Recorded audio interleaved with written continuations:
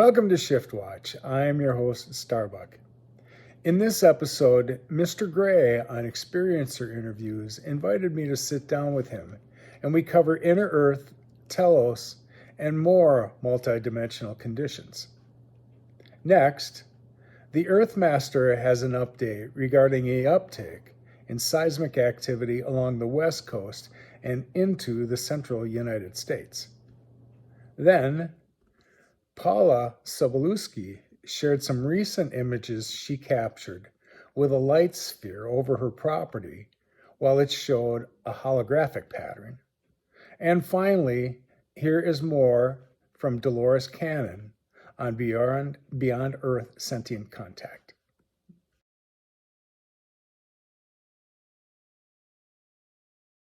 I am well aware that Earth is on her own course in raising her consciousness. She is in a cosmic spiral that has nothing to do with humanity's kumbaya together.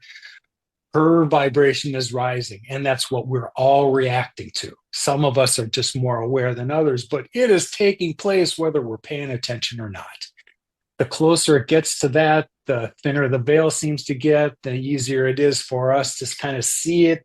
But our vibration is rising at the same time, which helps us to experience the things that are also vibrating at those levels.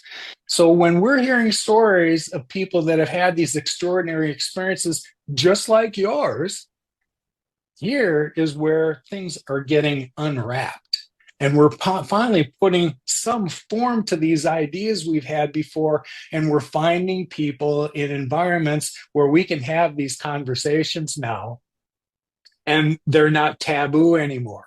The thing was, when I had my first experience, after the second experience I had, Telos was first, interactions with light beings was second.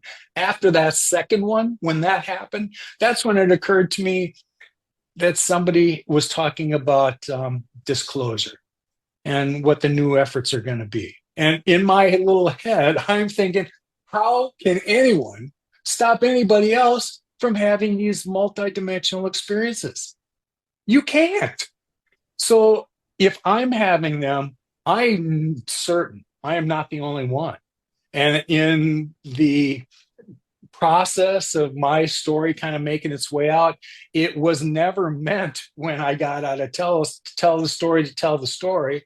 It was looking for freaking touchstones that could help me understand what just happened.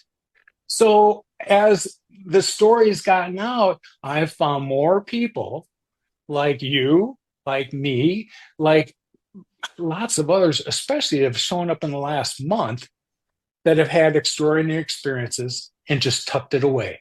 Because when they tried to talk about it before, they were either ridiculed, or they didn't understand it enough themselves, or they were freaked out by the process, because there was certainly some negative influence here that was trying to, take advantage of their last kind of vestiges of power. All of that is gone. Look, where we're going, we all know we're connected to one another there. We talk about it here, but we know that there. And so we don't pay too much attention to all of the white noise going on around us, because that's what's kind of kept us ignorant from all this other stuff that's unfolding as it goes on. These energetic places, like I had suggested before, aren't just in spaces that are more well-known, like Shasta and Sedona and Glastonbury, and there's lots of places we've heard of, Egypt. I'm telling you that I've traveled around now, and in other places in the domestic United States, I've found these energetic places as well. To me, it's just more evidence that these places are being preconditioned, because we're not through with all the catastrophic stuff that's going on the planet. Look around you. I hadn't really been aware of the extent of earthquake, tremors, and whatnot until 2 years ago. And I don't know why my attention got on then.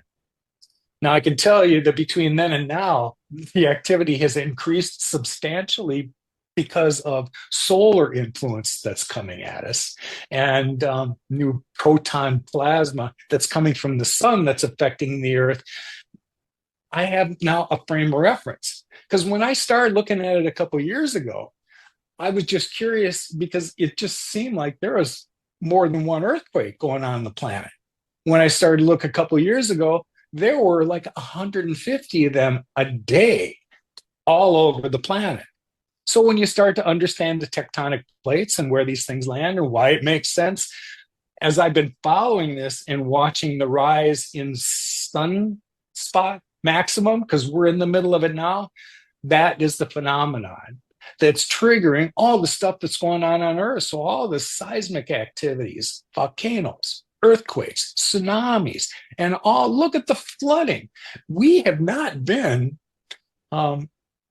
immune from any of it yet. Places that have never seen this kind of activity before are having severe weather reactions. And that's because Earth is shifting into her new level.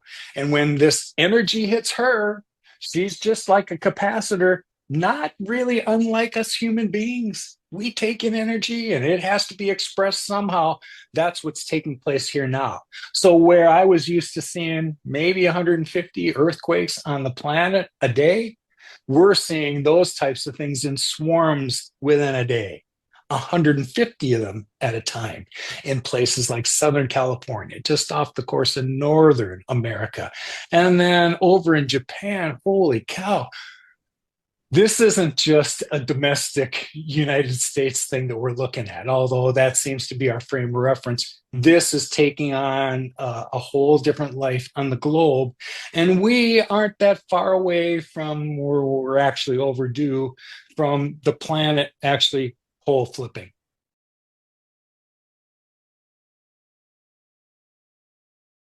Looks like we got a broad scale event all across the West Coast starting to kick off here.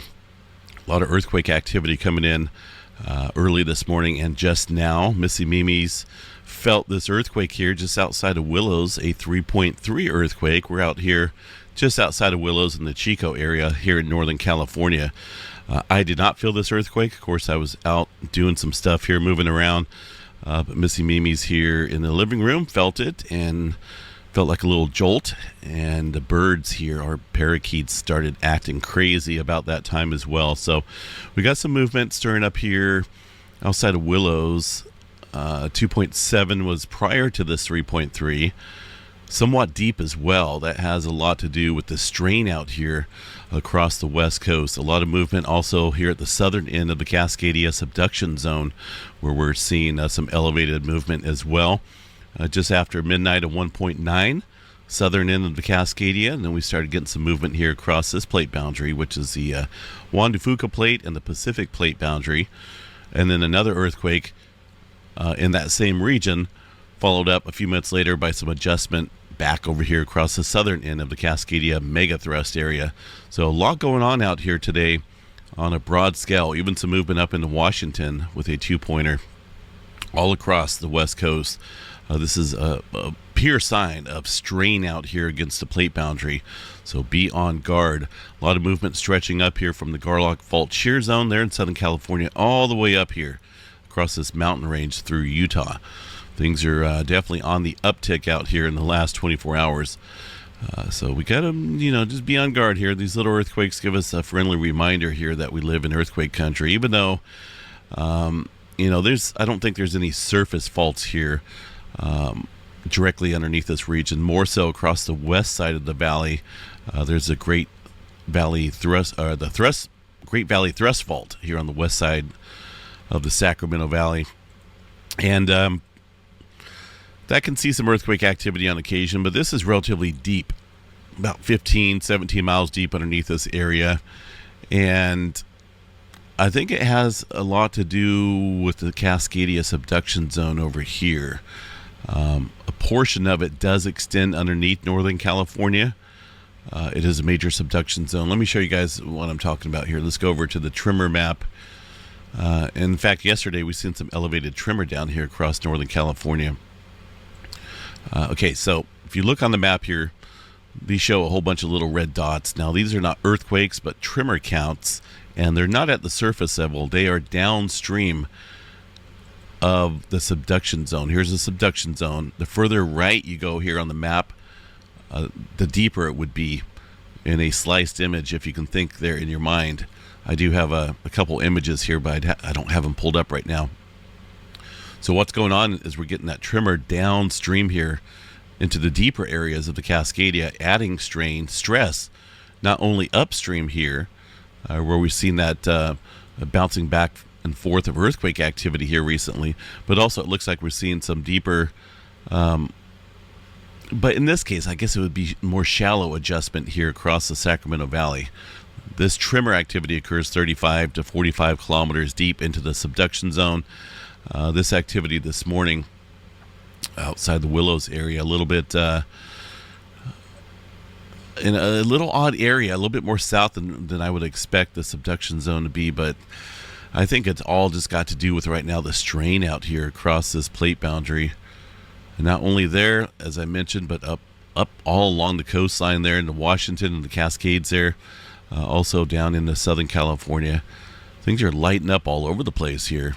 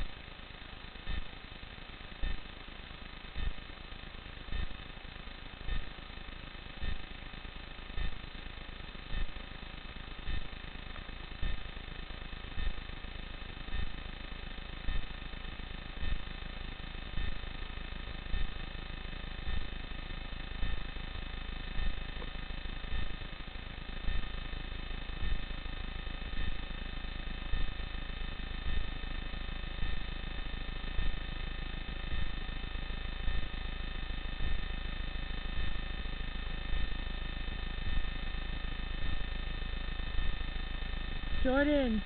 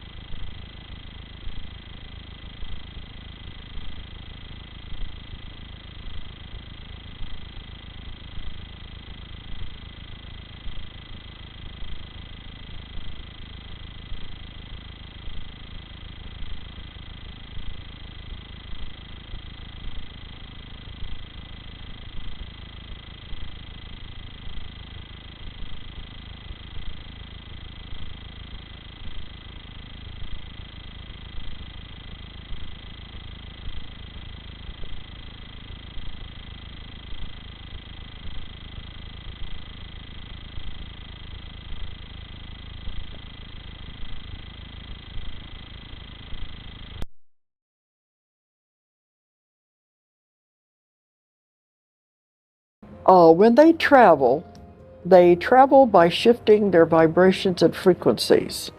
All they have to do is raise the vibration of the craft. It's like watching a fan blade or a propeller on a plane. When it speeds up, it becomes invisible. That's what happens with them. When they speed up the vibration and frequency of the craft, it will disappear into the other dimension.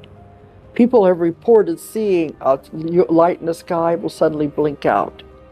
And other times they'll see one just appear. That's when they slow down the vibration to come into our atmosphere.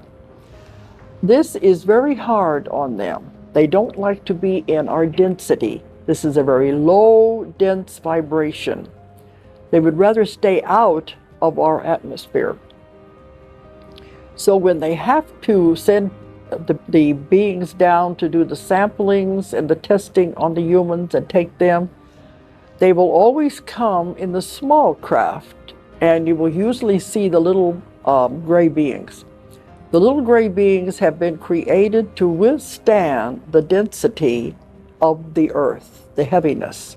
And that's all they are. To me, they're like, I call them gophers. They're the ones that just do the chores and do what they're supposed to do and take the things back, because it's too hard on their bodies to enter our dimension. And sometimes people have told me they have seen like tall blondes in their room, but usually they have a see-through quality.